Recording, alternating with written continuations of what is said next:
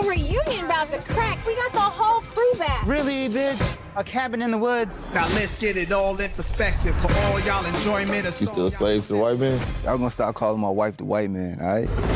Newness, here's the anthem. Put your hands up that you shoot with. Count your What loot we with. do on Juneteenth. Oh, hell no. Where are you going? Look for the fuse box. What kind of house is this?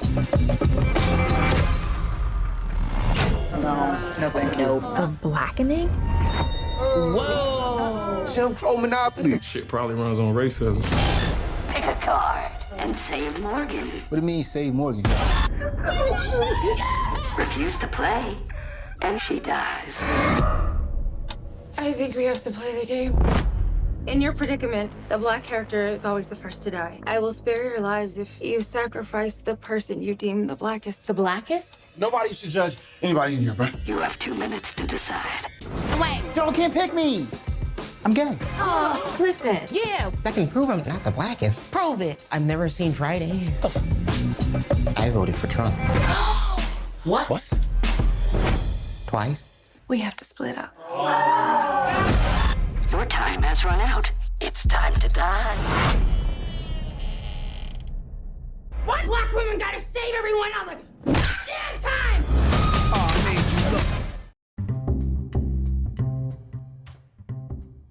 I'm Jay, back in for another one, and this time I have with me Sebrenia. How goes it? Well, getting through a little allergies, but so are a lot of other people. So other than that, everything's going well. Right on. Same here with the allergy thing.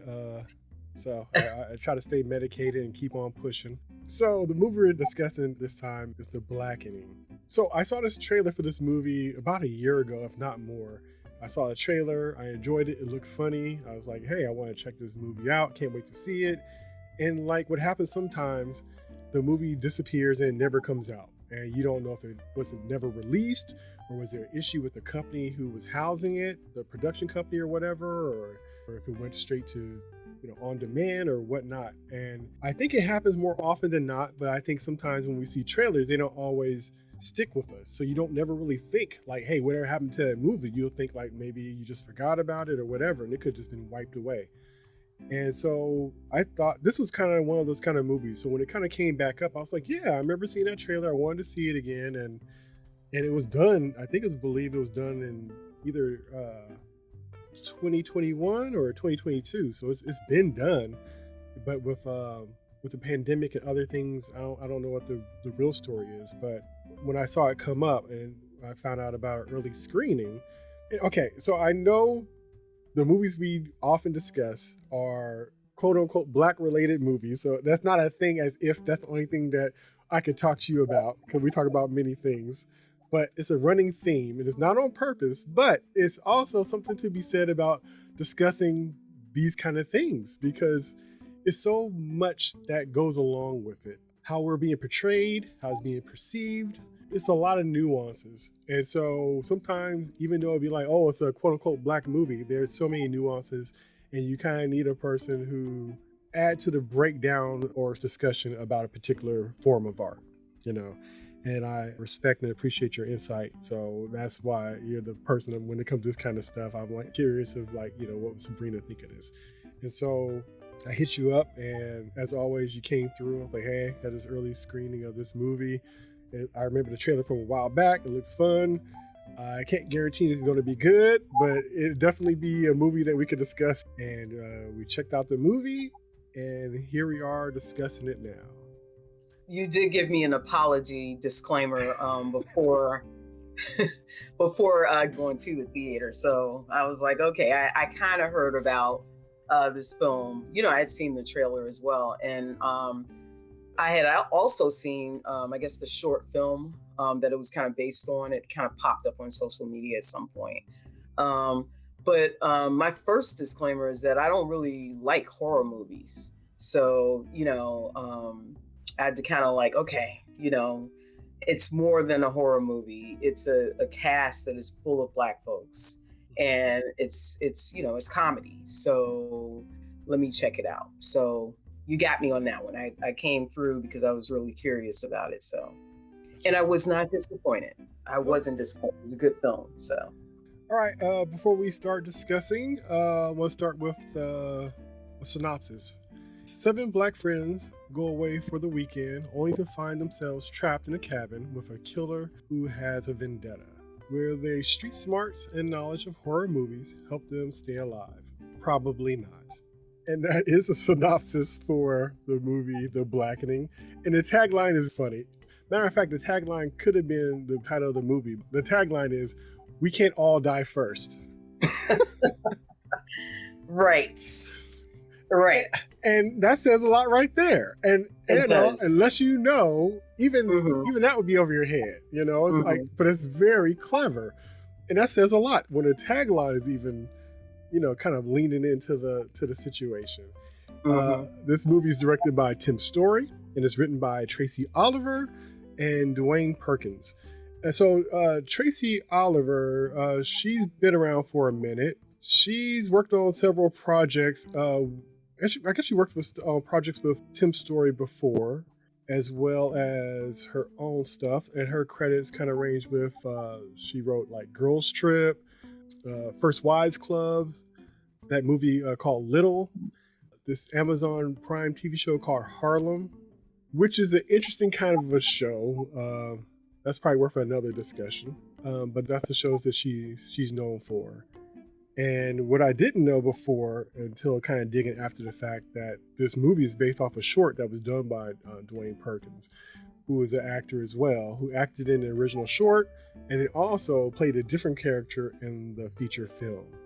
And it was a thing where Tracy came across the project and thought like she could contribute to it in some kind of way, wanted to make it a feature film and kind of fold in the short that was done. And so that's kind of how it came about, which I thought was very interesting and I thought was really cool. Because it could have been a thing where Dwayne, who wrote it, was even saying there's a thing where sometimes when somebody from the outside comes in and want to do something based off of something you did, sometimes they kind of write you out or leave you out of it. And he was saying that it was really cool that he felt like he was still incorporated into it and still had some say and stuff. So I thought that was pretty cool. And from watching the movie, it feels that way. It feels that way. So I wanted to kind of go back in the sense to, you know, the tagline of what you said, "We can't all die first." I like the fact that you said, you know, and basically if you know, you know. So already you're pulled in because it's like, you know, we've been saying that for years. You know, we're going to die the first 5 minutes of the film, or if you see one black person in the film, you know, they're not going to last throughout the whole film. So that was a good way to kind of pull us in, like, okay, so there's the tagline and all the characters. Everyone in the film are black folks. So we know that, you know, they're all not going to die at the same time. We know it's going to be maybe picked off like kind of one by one. So I appreciated that as the kind of lure to kind of bring us into this film. When you said that, you know what it made me think? And it wouldn't be plausible, but even if the movie was like everybody died within the first 5 minutes, some kind of way they all could die simultaneously together, and then the credits rolled at the end, I would think that would be so funny that I would even respect something as silly or as improbable as that would be. I would even find that entertaining. So, okay, so how I took that with the tagline, "We can't all die first." I took it as like, normally the whole trope thing about the one black person in there, usually because, you know, they're gonna use all the other characters are gonna be white, right? And it's gonna be one black person is gonna be there. And normally, after that black person dies, there's no more black people in the movie.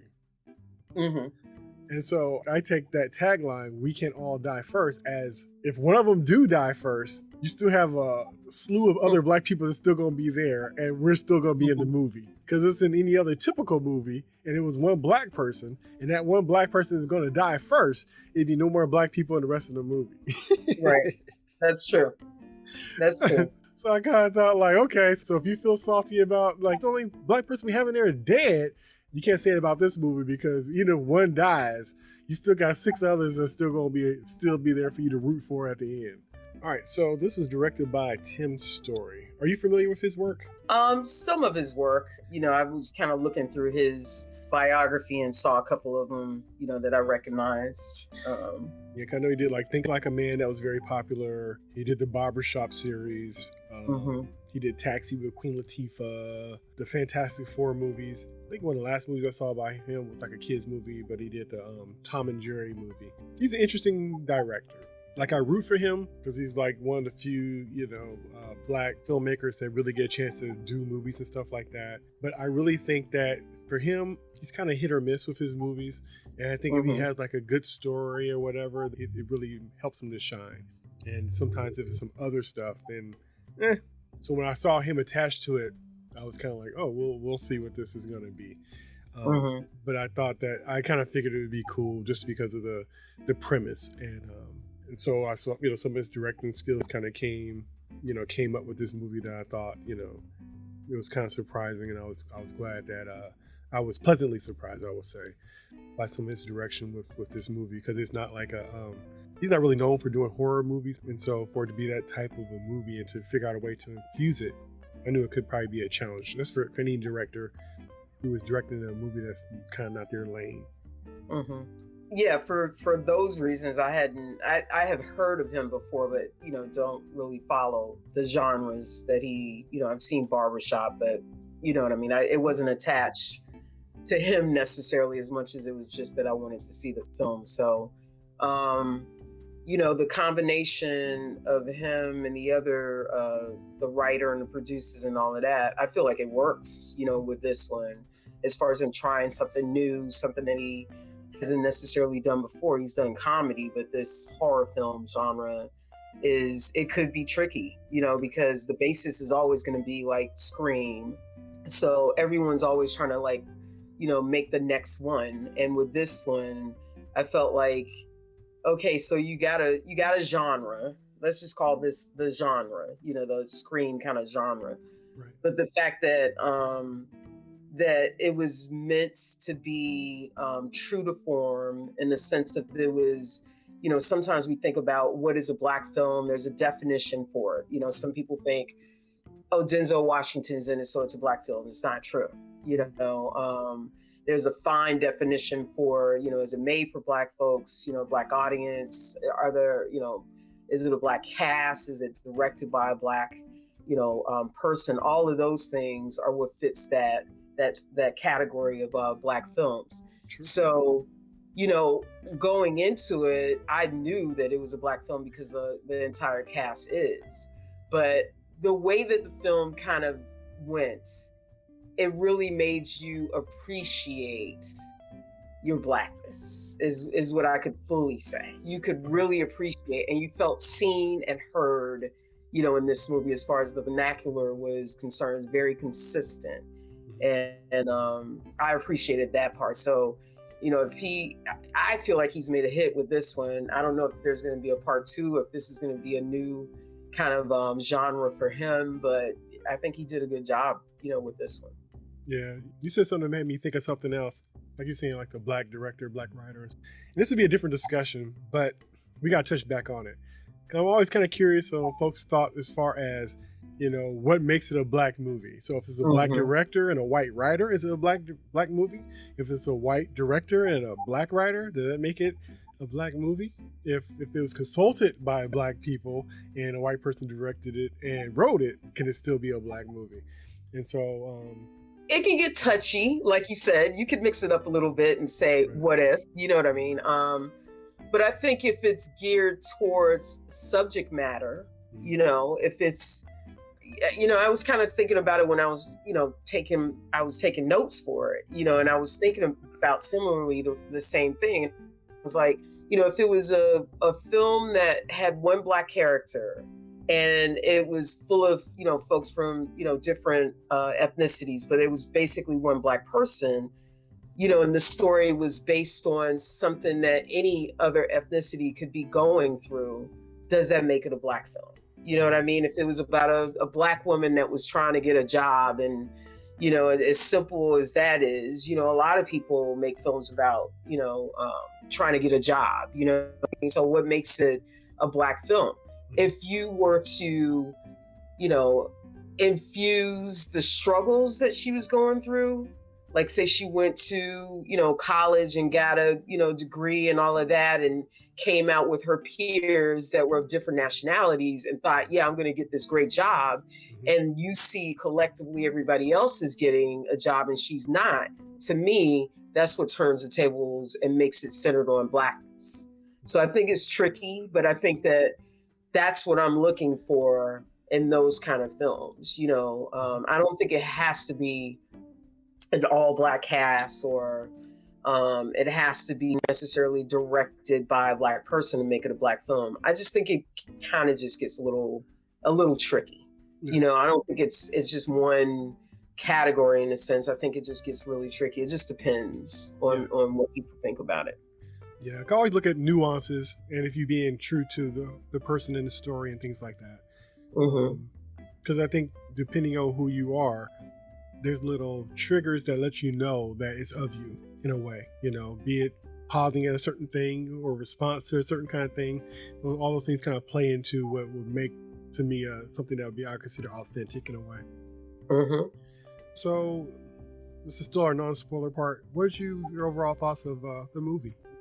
As I said, when I went, it was like, okay, this is going to be like a Scream or something. I'm not really into that, but I support black film. And I just went very open-minded as to like what it could be. And then I had, the assumption of what it would be. And from the jump, I was pleasantly surprised.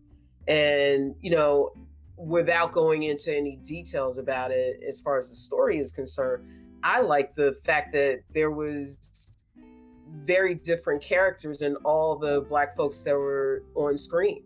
Right. You know what I mean? Like, it wasn't just like, oh, some black people were in the movie. It was like everyone had their own personal, individual, character and all of those things that brought it true to form. You know what I mean? And, like if you think about it, and anybody has the similarities of like maybe having a friend group and then basically understanding that everybody in that group is probably different, and they bring something to the table. And that's what makes up the group of friends, is that everybody has something different that they bring to the table. And they didn't miss that at all with the cast here. I think they were uniquely different, but not uniquely different to us as African Americans. Maybe like, oh yeah, I got a friend that's like this or like that. But they had that link of like all wanting to necessarily be together. Yeah. Even with them being different, they still had that connection amongst themselves, that they wanted to be together. And I think it was like 10 years after college, and this could have easily been a 10-year reunion, of a mass scale, like at the college, but this is just friends getting together to see each other after 10 years. Right. Now the cabin in the woods part, that part right there, I don't know. You don't want to be stereotypical and say, I don't know if we're really going to meet in the woods, as a reunion, we're probably going to meet at a hotel or at some swanky place, but in the woods, I don't know. But that's not true, because we do camp. Good. And some people call it glamping because like they don't want to be on, in a tent on the ground and stuff. Right. But, that could be to a different magnitude as far as like the Four Seasons hotel or something like that. But this was, it was, good, and that they were all experiencing kind of for the first time. None of them said, oh yeah, I go camping all the time. It just felt like whatever this was, it was new for them. So. But you also know we always have that one friend that'd be like, hey, let's go camping. And you might just be like, but you just do it because you're not asked all the time. Like, you know what? It could be fun. So it's like, so out of 5 people, it'll be one to be like, hey, let's anybody want to go camping? Even though it's not highly likely, it can happen. And I agree with what you said, because I felt the same way, where I thought the characters were kind of realized, and they were kind of stereotypical in a way and a little tropey, but they knew about the tropes and they kind of didn't make it too out there. It wasn't too abstract. It was kind of like, yeah, they're relatable, even though like I know that type of person. So they did hit all the different types and stuff, but like I said, I didn't feel they went too far where it was just like, you just making fun of us. But they also went against their character types throughout the movie. There were so many times that it was like, well, we expect you to be this way, but you're actually this, you know what I mean? You're evolving, you're showing us some kind of evolution within this film that we weren't necessarily expecting, Right. But that just shows how multifaceted we are. Like you had some of the people in there that was bougie, but when it came down to time to handle business, they snapped out of it real quick. There was only one alleged perceived to be gangster from back in the day, but yet and still everybody had a little gangster in them when the time called for it. So I thought that was very interesting how, we're on multiple levels, and depending on this trick in our bag, we can always dig in that trick bag and get what we need for the situation. And so I liked how that was handled, and that they didn't die in their trope or stereotype. Yeah. Mm-hmm. Take that jacket off, they sure got off and put on that blazer that they needed, or that t-shirt to handle the situation in front of them. And I'm glad you brought that up, because that's something that I did definitely take note of. They weren't victims. No. They were just human in the sense of being in fear. Anyone's in fear of something that they don't know is around the corner, right? Mm-hmm. But none of them were victims. At certain points, they took on different ways of trying to conquer the situation. All of them were accountable. Right. No one was like, oh, I'm not going to do it. You do it. I'm not going to do it. All of them were accountable. And it was amazing to see, how far they went. They never said, like a typical horror, someone's going to come save us. Right. You know what I mean? Let's just sit here for about an hour and then someone's going to come save us. At every point, they were going around corners, looking for things, finding things, searching out things, making decisions together and separately on how to survive, which kind of speaks to the people that were in that film. It speaks to how that has always been a constant with the people that were in that film, that you can't rely on somebody to come save you. You got to do it yourself, or do it for yourself. For sure. And then when they did have to do certain things that didn't lend into what Black people would normally do in the situation, even they had to side eye each other about that decision they had to make, because it was almost like, I don't agree with it, and we wouldn't normally do this, but in this situation, we got to do this to handle business. But we are acknowledging this is not normally what we would do. And even that, I appreciate it, because even that was kind of like, sometimes you have to go down that road you don't normally go down, but it's kind of like, in this situation, take the path usually not taken by us in this situation. So I even appreciated that part. Right. Which exactly. I really thought was really cool. Yeah. So I really just enjoyed the Blackness of this movie, the way it was done. And it was done without being offensive or laughing at us. It was a smart comedy horror film, because it was both a horror and comedy, but it was more comedy than I thought. But even though the horror was there too, it was very suspenseful, and it wasn't lowbrow like some of the movies could be. It's quote unquote a Black movie. They could be very lowbrow and going for the low jokes and stuff like that. And when you get these kind of movies and the kind of low budget Black horror, it's going to be some, you're kind of offended or rolling your eyes at it and kind of like, okay, this wasn't that, and I really appreciated it. And it really had me laughing, and not just at the characters, but at the situations as well, which I thought was really cool. And like I said, I like how they played with the tropes and stuff like that. It was funnier than scary, which is fine, but it was very tense, and the scares were kind of earned, which I really did appreciate. The characters are fun and interesting, and they really kind of stood out. They stood out without going too far with them. It was the closest thing that I've seen in a long time, where it was, even though it was supposed to be not realistic necessarily, but it still played in the world of that genre without doing too much. It was just like, they did kind of handle that when that happened, like you would think it would work out. Or they did consider this before just doing that. And they questioned and looked at people funny when things were said at the right time. They noticed the stuff you would notice. And I really like that. I thought it was, all in all, it was a celebration of Blackness. It was, sometimes when you see Black characters in horror films, the few that I've seen, they're underdeveloped. You know what I mean? They're obviously buddies.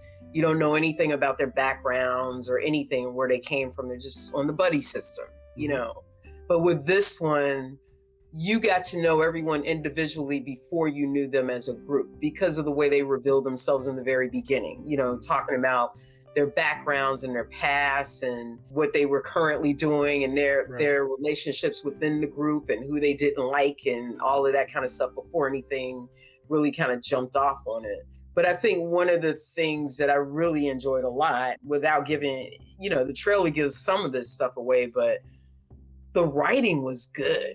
Yeah. The writing was good. The writing was so intellectually written, placed in this film. Some of the things that they talked about, everybody knows that this is a game, but when they talked about certain things in there, it wasn't anything we had to think about, and there was a part in that film where they mentioned something and the audience participated in it as well. Right. And sitting in the audience where there was, there was a lot of Black folks, but there was also other ethnicities in there as well. Yeah. But the audience started to participate and, throughout it, but there was just this one part where they were just like helping out the characters in the participation of it. And I thought that was just great. I thought it was great. Okay, so let's get into a deeper discussion with not necessarily spoilers, but just kind of giving some more away that's kind of not too far from what the trailer gave. But before we get to that, would you see this movie again and would you recommend it? I would definitely see it. I am going to see it again, and I would definitely recommend it. Definitely. And who would you recommend it to? Everybody. Okay. Everyone.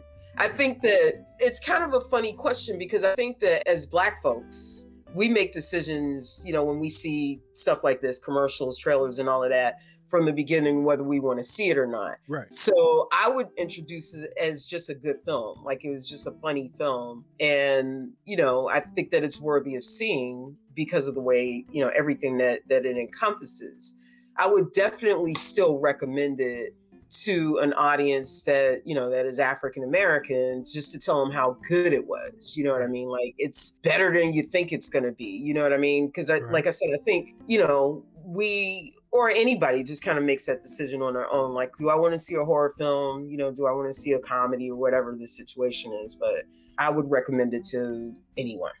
Okay. I would definitely see it again. I would definitely recommend it. I think if you watch the movies like Scary Movie and those different kind of lowbrow, quote unquote, like Black horror comedy movies and stuff like that, you're in for a treat because it's much more than that. I think it's more well thought out. I think this movie's better directed and it has something to say and it kind of speaks to us as people. I will say, only reason I wouldn't say I would necessarily recommend to everybody is because, and we'll discuss this more later, but the use of the N-word was very heavy.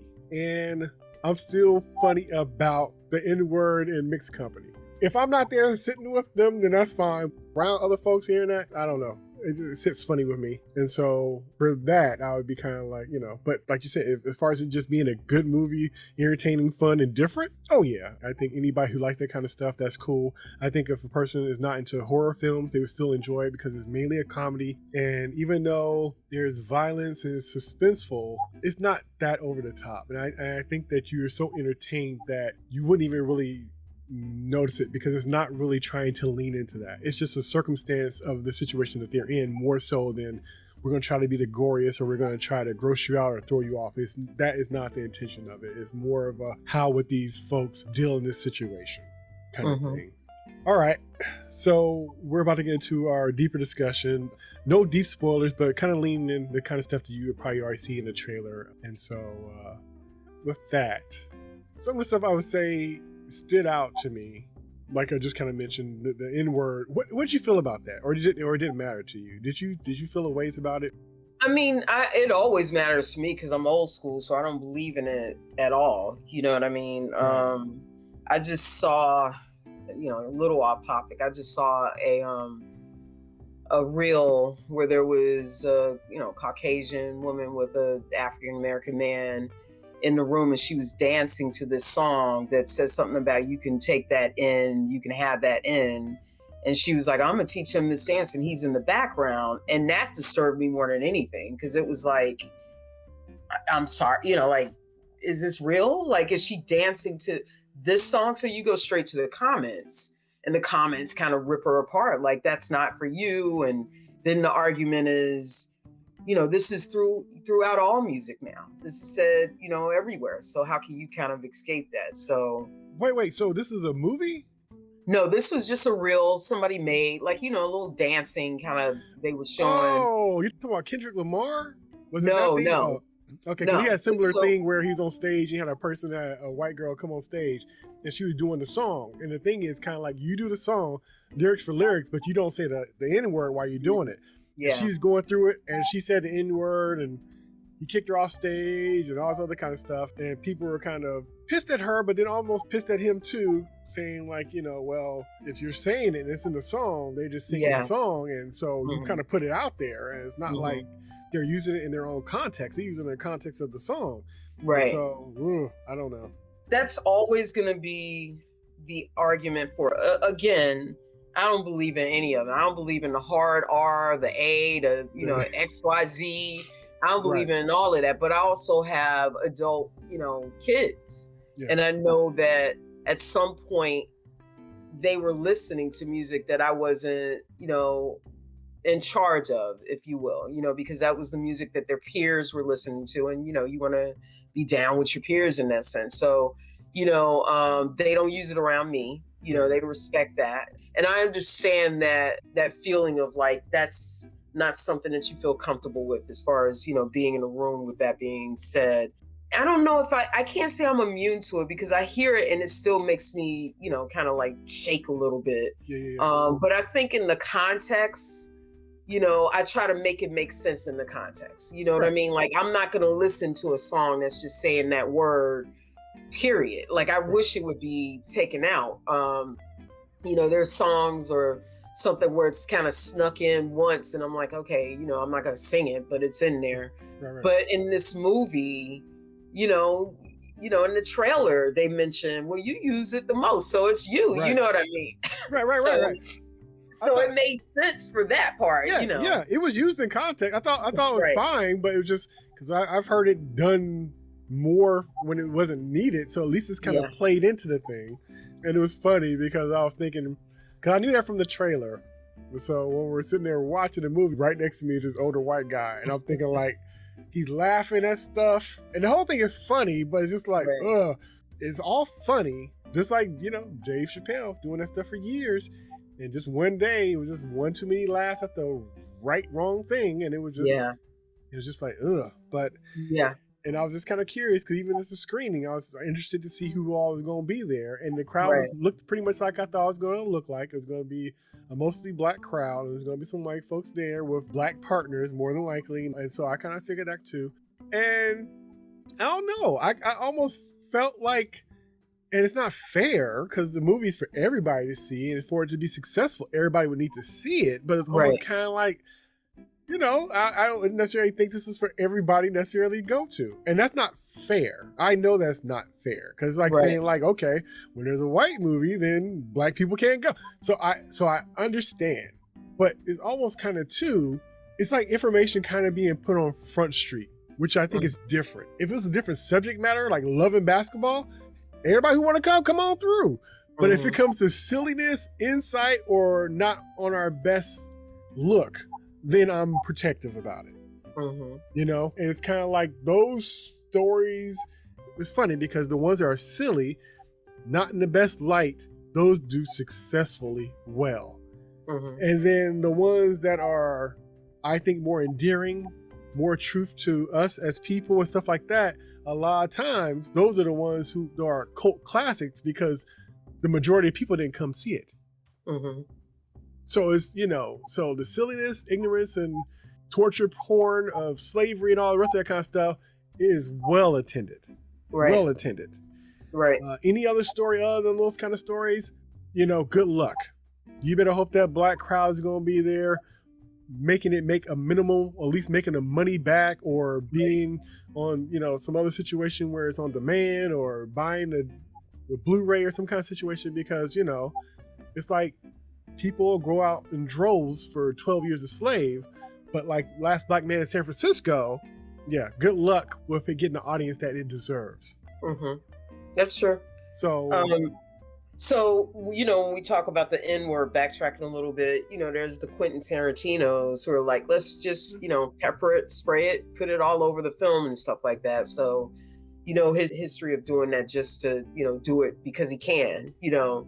But in the same vein that you were talking about being protective of it, I completely get that and understand that. But it's also on the other side where I want people to see the difference in us, the difference in, the fact that we're not victims and we can fight for ourselves and we can stand up for ourselves and we can protect ourselves and, we can think on our feet, we can laugh at ourselves.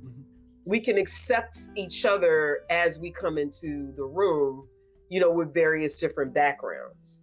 And I think that it's deeper than just, 7, 8 characters, whatever the amount is, getting together and surviving or not surviving a night of horror, as much as it's like collectively, even within our community, collectively, if we work together, look what we can do. So I think there's some kind of premise of that in this film that hasn't, maybe after it comes out, there'll be like a deeper dive into, well, I know we'll do a deeper dive, but, at some point. Yeah. But I think that has a lot to do with it. I think that the short was a short and it was like, oh, this is funny. But this is just much more deeper in the development of each individual character. Yes, it is a full breadth of the characters in the story. And it's funny because sometimes when something small like a short gets kind of edged out into a larger feature film, the soul of it is kind of lost. But I thought this kind of contained the whole thing. It felt connected. And if I didn't know any better, like I didn't know in the beginning that it was a short, it didn't feel like, oh, the main thing was this. And it feels like everything else was kind of, didn't really feel like it lent to it, but it really did. And so now realizing that there was a short before, that explains to me also why they probably didn't have a problem with going ahead and giving so much from the trailer, because the trailer is basically what you would have saw in the short anyway. So I guess they figured there was nothing to lose with that. I think one of the funniest lines to me, which I thought was very witty, is when they come across this board game and it's like a blackface character, actually like black skin with the bucked eyes and the gapped teeth and the red lips, and the game is talking to him and stuff, and it just popped on. And then the girlfriend, played by Yvonne Orji from Insecure. Yeah, from Insecure. She's on there, and she's like, "Oh, it just popped on." And her boyfriend was like, "Oh, maybe it runs on racism." Right. I thought it was so, so sideways. It was so ridiculous, but then it was just very kind of, that's a mess that we would say, instead of really being concerned about it. Well, we are concerned about it, but just even making a joke about it. Because you would really wonder why this game just cut on like it.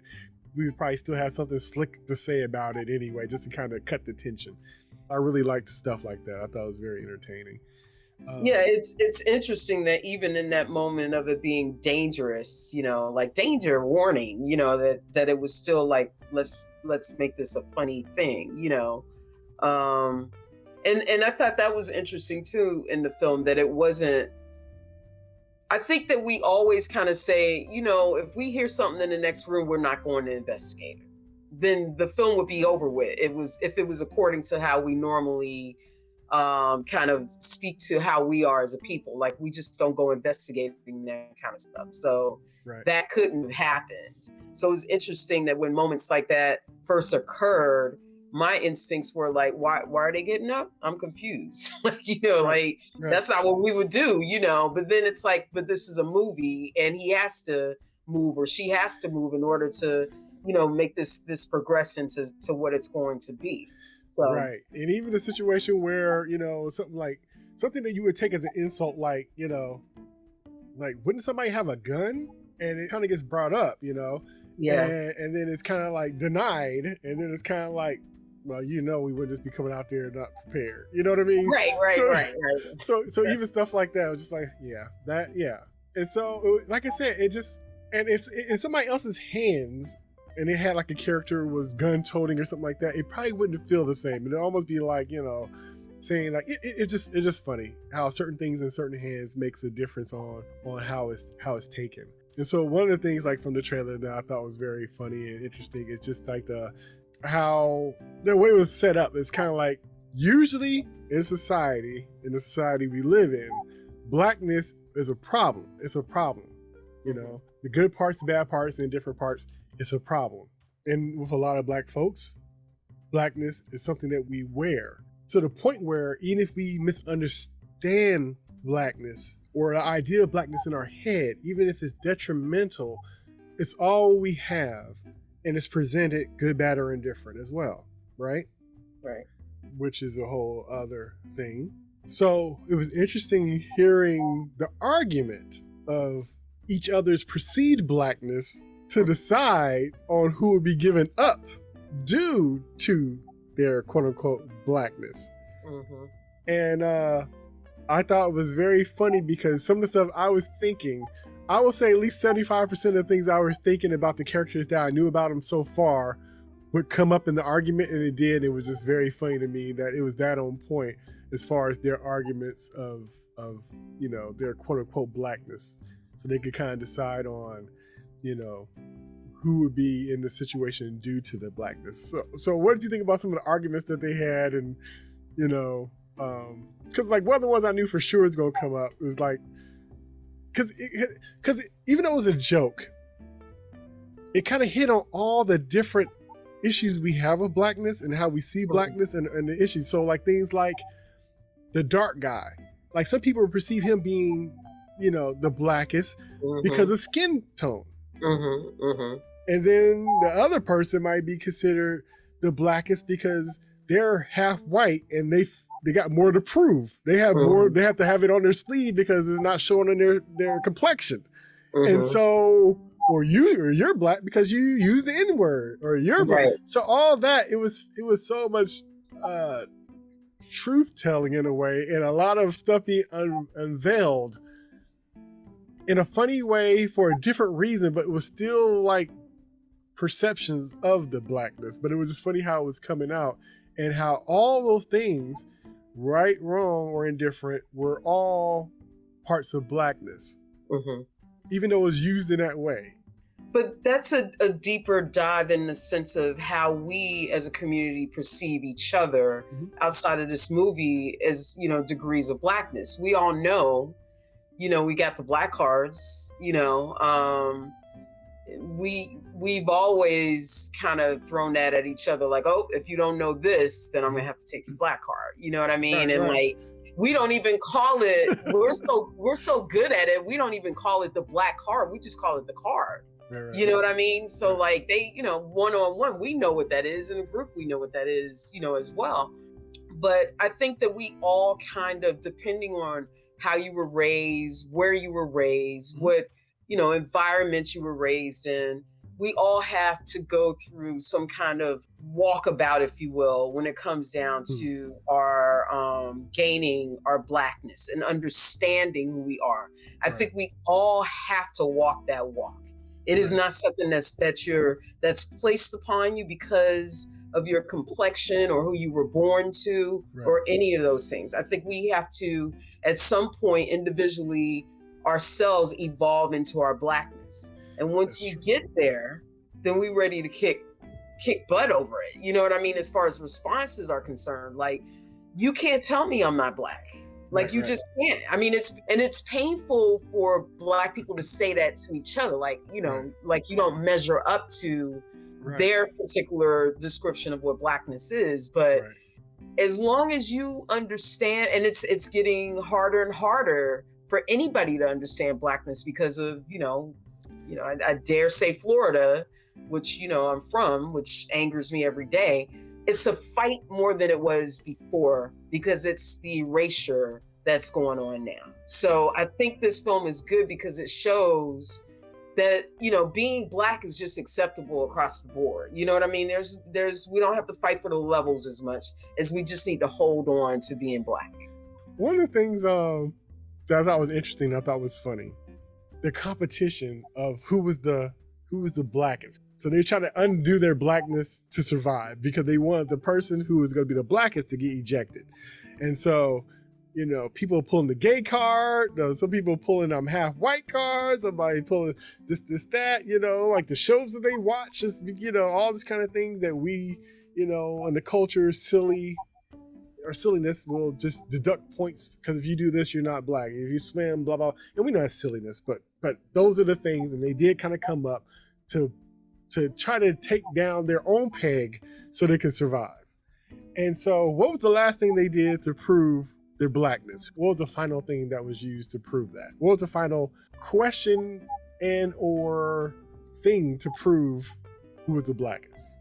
I don't know if that was ever really proven to me, because I think in my mind I already knew, you know what I mean, like who it was gonna be. So. I'm talking about as far as them. What was the last challenge that they gave to prove to see who was the blackest? Do you remember?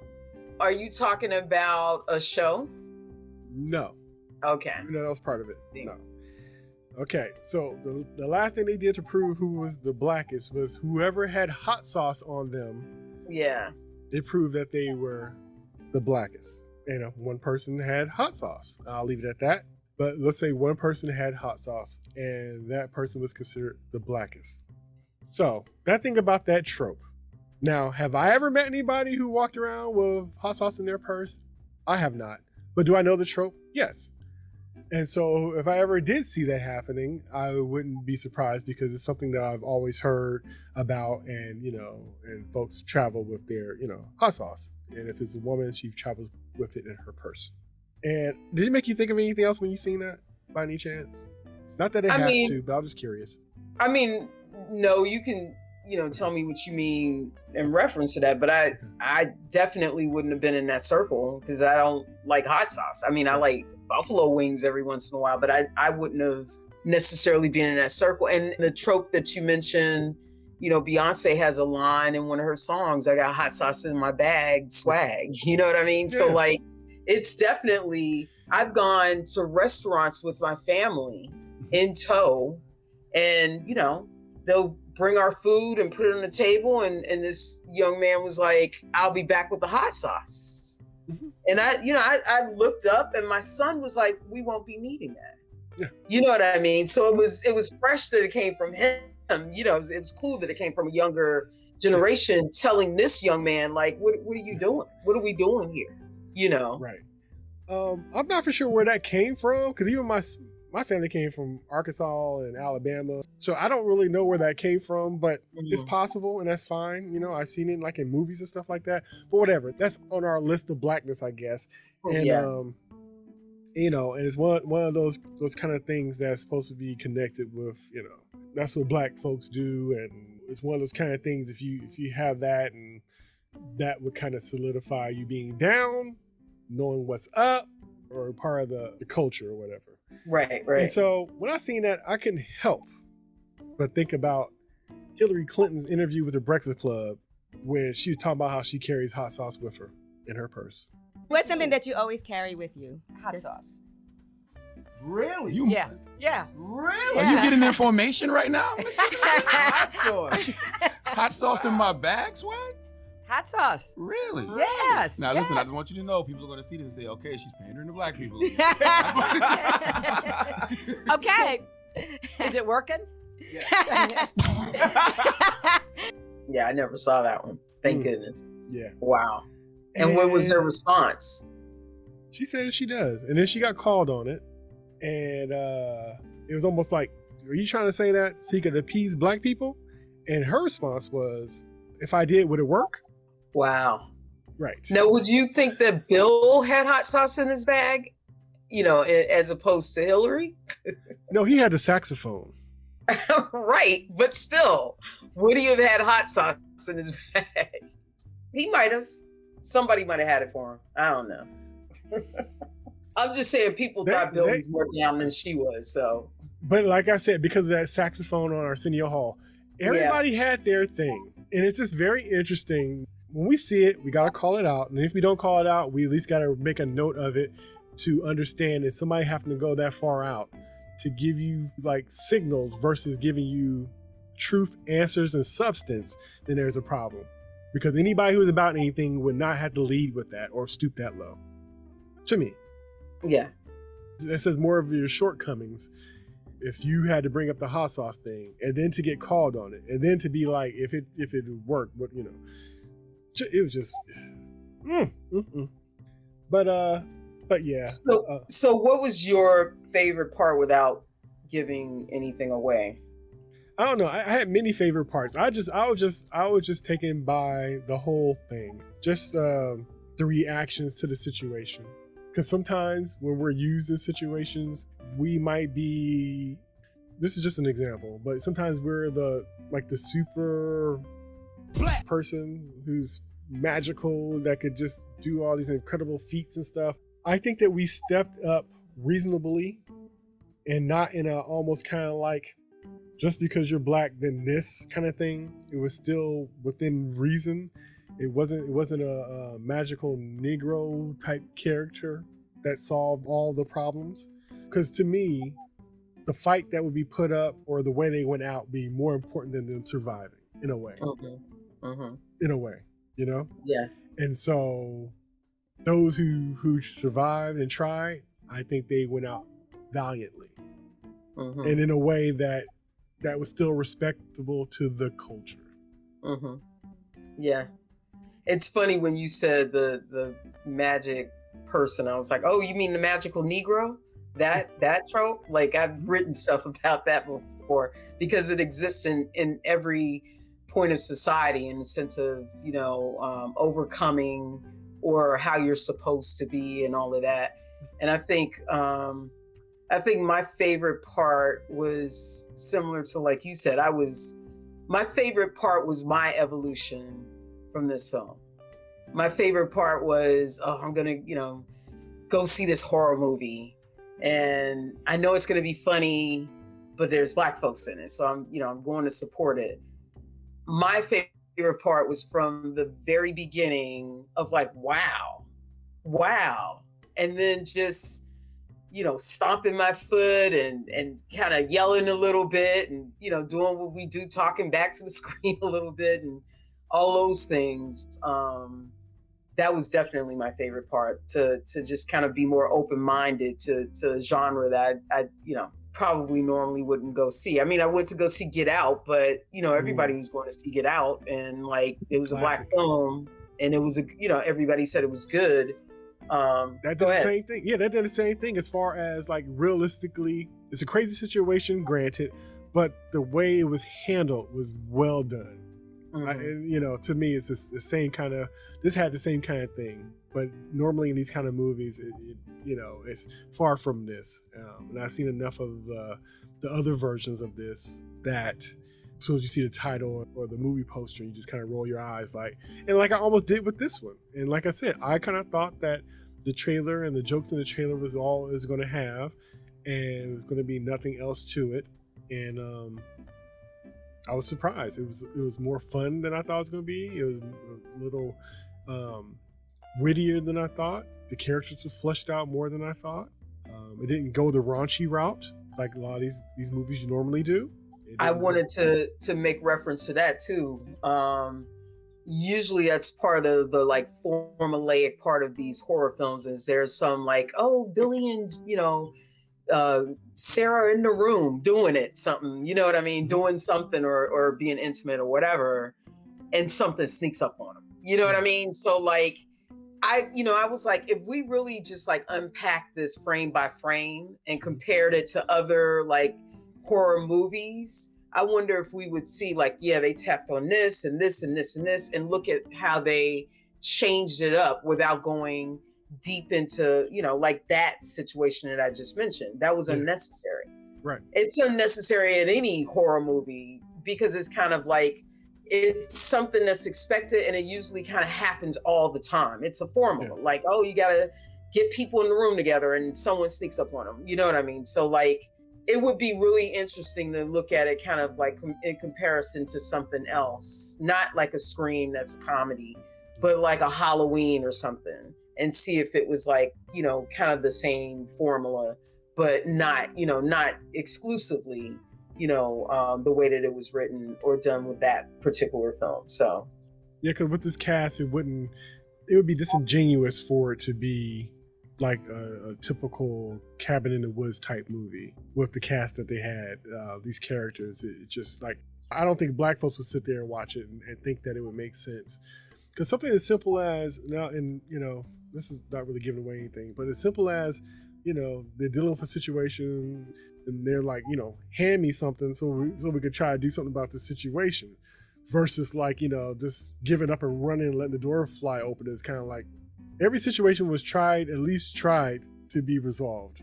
It was not leaving anything up to chance. It's kind of like the hand is in the door, let's smash this door. If the foot is in the door, let's smash the foot or something. Let's take that foot out. It was just like I love those little nuances because I'll be thinking like, hey, grab me a knife, grab me, grab me, a hammer or something like that. Like, okay, you won't take his foot out. I'll fix it for him. He wish he took his foot out of this situation. So I like that kind of stuff. There were no victims. No victims. And the other part that I really liked is like the part of us that's sitting there going like, oh, like this is what I would do. They did it. Yeah. You know what I mean? They did it. Like you said, without giving anything away. But if a door opens, you know what I mean? Like they did exactly what we were sitting there, not saying anything. No one in the audience was like, blah, blah, blah. It was like, and when it happened, the audience was like, yes. Yeah. That's exactly what I was thinking, No reaction until it was actually done. So like I said, the writing was spot on. And I appreciate even when they tried and it didn't quite work out, I was still fine. I just wanted them to try. At least show that thought process happened and it was at least try to be executed at least. And I appreciate that as well. So yeah. It was just really, it was great. I'm glad we're sitting here saying how good it was instead of like, oh, Jason, like, yeah, I'm never doing that again. You know what I mean? Like, I don't think that even if it was like not what I thought it was going to be, that I would have been dogging it out as much as I would have just been like, it just wasn't for me because I don't like this part or that part and all of that. And it's, and there hasn't been one thing, I said, what do you like? What did you like? I didn't ask what you didn't like. I'm making an assumption that you liked everything, but there might be something that you didn't like. I don't know.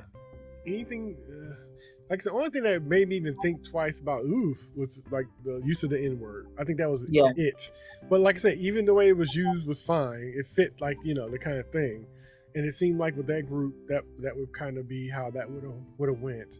But because even some stuff they touched on that's usually played and it's like almost too done, like the gay black guy trope. Yeah. Funny because the guy who played the gay guy, he's the guy who wrote the original short. Right. And played a different character in the short. But even with that, it was within reason. Like I said, they didn't really go over the line too much with anything. It was just the balance and tone was always on. It was true to the story and to the characters. And it was like fun without being annoying. Okay. I know one part that just kind of threw me off and it took me a minute to be like, wait, what?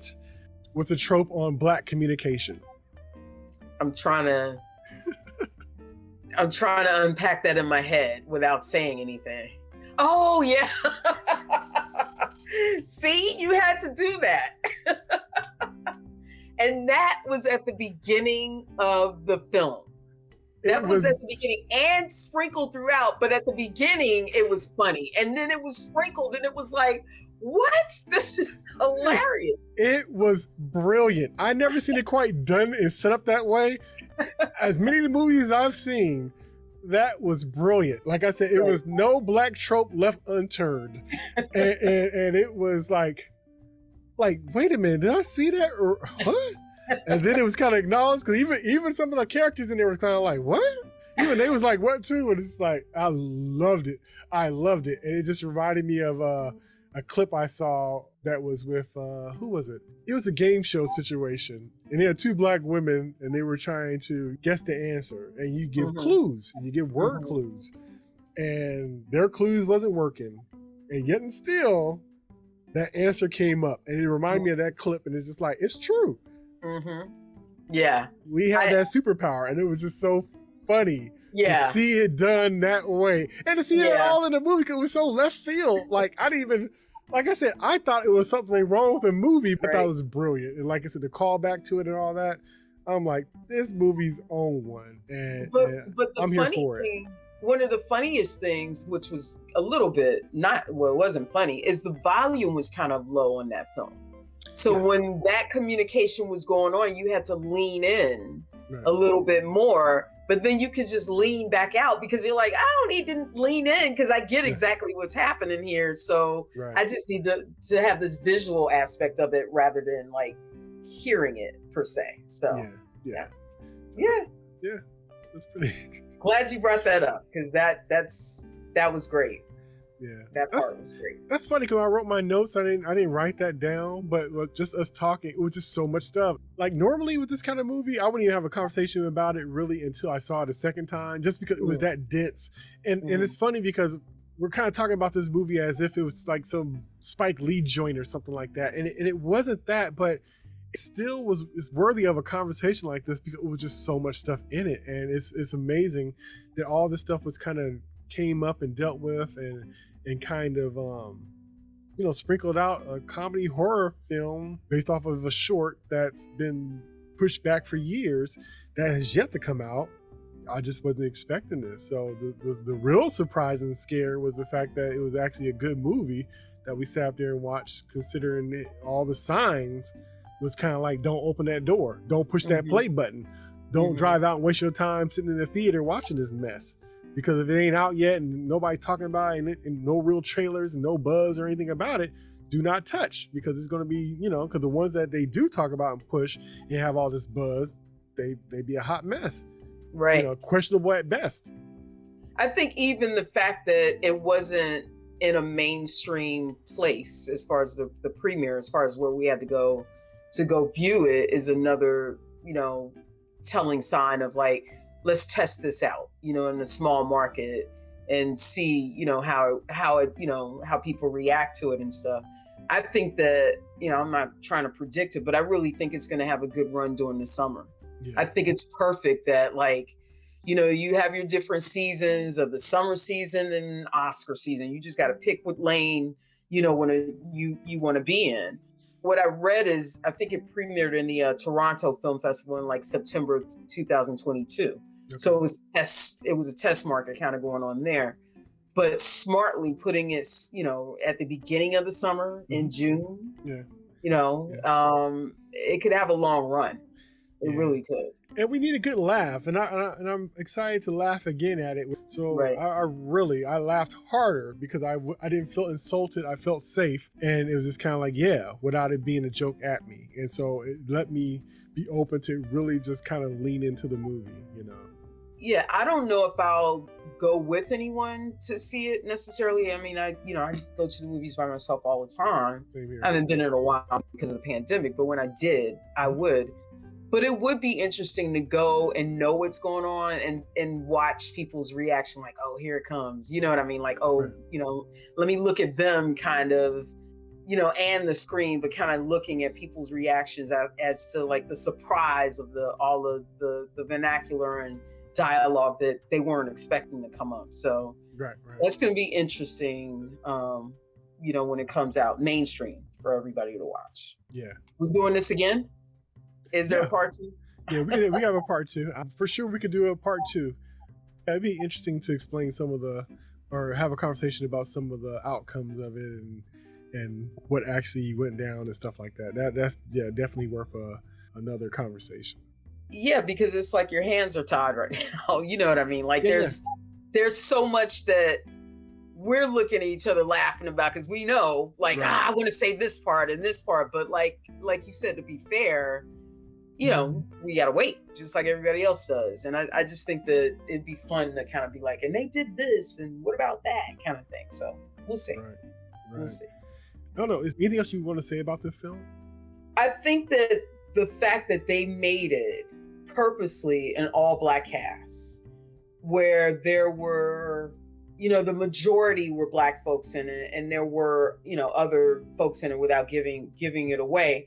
But they minimalized their roles was interesting. They didn't make their roles big. When they were there purposefully. You know what I mean? Like, you're going to be in this spot, you're going to do this thing. We don't need a backstory on you. All those things that we ask for when we see one, African-American in one of these horror movies or any movie, and they're, in a buddy system kind of situation. Yeah. They did the same formula, but in reverse with the characters that were kind of extras. Like, you don't need to know anything really extra, about them. They're just here to do their job. So it's almost like the same thing that happens when Black folks are in these type of movies. They're just gone. You know what I mean? Like, Yes. the disappearance of those folks did not affect anything. It's almost like they didn't even have to be in the movie. One of the things that I thought was interesting, like with suspense movies, you have to know more than the main characters. And so sometimes you have to see how the situation is going to work to give it more tension for when the person walks into the room. Sometimes you both walk into the room when the character starts not knowing nothing, but sometimes it's almost more suspenseful knowing what's behind that door or what could possibly happen, and then waiting to see when the person hits that situation versus everybody being surprised at the same time. So I think that kind of upped the level of things too, because we were ahead of the game as far as the characters that we were with. We kind of knew more of the story than they did versus going in cold with them, which I think was kind of cool. Sometimes when I'm going into like a movie and nobody knows what's going on, I can't really pay attention to the characters because I'm really focused on what's going to happen. I'm checking doors. I'm checking the way the movie is shot and where things are blocked off. Why is it from this angle? Why is this, that? And so kind of knowing the setup kind of gave me more time to enjoy the characters and their situations and how they react to each other, who had issues with who, how they're connected and why. And I could kind of dig into the who's who of the situation versus the problem that I know is going to be there waiting for them. So to me, if I didn't have that setup, I would be more worrying about what's coming my way than to lean into the characters that's being presented in front of me. And they didn't just present them, they really presented them with shorthand, but enough to kind of figure out who's who and why. Because some of the stuff was like dug in further, like, why somebody may not get along with somebody. A lot of times you don't get that kind of thing. Usually just that person's mad and you just don't know why. But I was kind of dug in and it kind of played in, and you found out why it was connected and why somebody wasn't sharing this information and how that information would make somebody react to it and stuff. It was all this other kind of drama that would be in some kind of drama film. Even if it wasn't a horror thing, it was just friendships coming back and wondering why people ain't talking in years, and nobody understood why. But after about 5 minutes, you start learning real quickly how come 20 years went by and nobody said nothing to nobody. Right. So they gave a lot. There was time for clarity there, which was good. It wasn't just like, this is just happening, let's just keep moving on. There was time for clarity and time for clarity in the midst of what was going on. So not just like at the beginning, in the midst, there was time for clarity. So that was good. Right. And at no time I felt like if anything happened to anybody that I didn't know who they were. Like, even if I didn't like the person, I knew enough about them to be like, man, it wasn't just like a blank, shell getting wiped off the board. It's kind of like, hey, that's that person. So you kind of knew the players.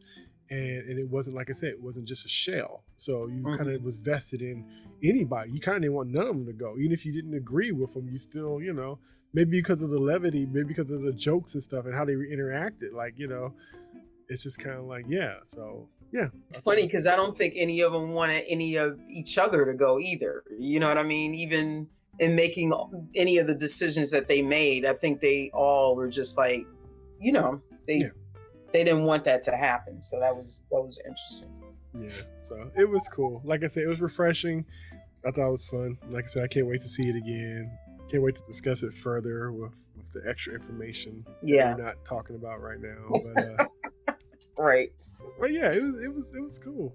And one of the characters that was in this movie is funny because like a lot of characters were familiar. There was a few faces that I didn't recognize, but I know I've seen them on something. But I think that for a lot of people seeing this film, a lot of these actors, this is going to be one of their favorite movies that they saw them in. I think that's going to leave a good vibe about them after seeing this movie. So when they do see him on something else, it'd be like, oh yeah, I remember him for this movie. It'd be one of those kind of things because these characters was enough to make you remember them. Well, it's also refreshing to see fresh faces. You know what I mean? Like, I really probably only recognize two of the women, the one that's playing the biracial role because she was in Empire, and I watched that. And then I think there's like one other one that I kind of recognize, but it wasn't enough of like celebrities in there that I was like, oh, this is going to be, effective or whatever. It didn't taint the film. It was just it was refreshing to see people in these different roles that like I didn't know anything about. You know what I mean? I didn't know. I haven't seen them really in anything else, or might have, and they might have just been, Exactly. you know, character actors, and that's it. So it was. I like to see stuff like that where it's like, oh, you know, let's give these people a shot who don't normally, you know, have an opportunity. So that was good. That was a good draw to the movie as well. So. And then also sometimes when you have like famous people in there, it dictates the direction of the story. Yeah. You know, sometimes it plays a role, you know, and a lot of times, if anything, it's more compromising than it is opening up, you know. Yeah, because it's like if Arnold Schwarzenegger was in this movie, you'd be like, well, he's not gonna die because he's Arnold Schwarzenegger. He's gonna kill everything that walks across his path. So that's true. If it was somebody that was really strong and standing out, you would make these assumptions and maybe not go because you might feel like I already know that they're gonna be, you know, they're gonna survive basically. So that's a good point. Yeah. So I guess that's it. Can't wait to see it again. It was fun, a pleasant surprise. It was a good excuse to catch up with a good friend and just have a great discussion about it afterwards. Always looking forward to that. That would be ditto for me as well, sir. All right, so that was Jay and Sebrenia and our discussion of the movie The Blackening in theaters mid to late June? I think the 26th. I'm not sure. Okay, around that time. All right, till next time, peace. All right, peace.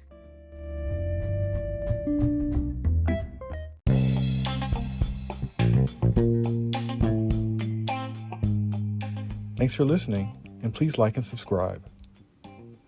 Be sure to check out past and future episodes of this show, along with my other shows entitled The Movie Bench Quarterbacking Podcast and The J and Podcast, available now on all streaming platforms. Until next time, peace.